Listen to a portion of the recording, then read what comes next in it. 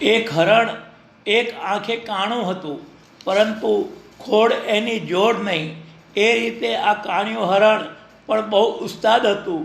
રખે પોતે શિકારીના ઝપાટામાં આવી જાય એટલા માટે સાચવીને તે દરિયાના કાંઠે કાંઠે જ ચરતું હતું.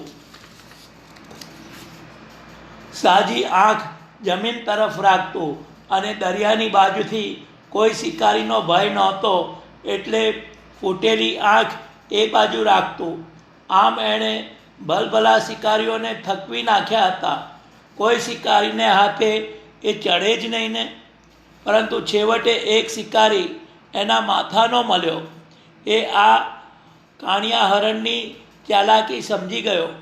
એક ખલાસીને હોડકું લઈને તૈયાર કર્યો અને પછી તેના હોડકામાં બેસીને દરિયાના માર્ગે કાણિયું હરણ ચરતું હતું તે બાજુ ચૂપકીદીથી આવ્યો. કાણિયા હરણની સારી આંખ તો જમીનની બાજુ મંડાયેલી હતી અને ત્યાં કોઈ શિકારીના અવર જવર નહોતી, એટલે નિર્ભય થઈને એ પોતાનો ચારો ચરતું હતું. દૂરથી જ નિશાન તાકીને શિકારીને તીર માર્યું અને કાણિયાભાઈના રામ રમી ગયા. ચોમેર સાવચેતી રાખવી જોઈએ.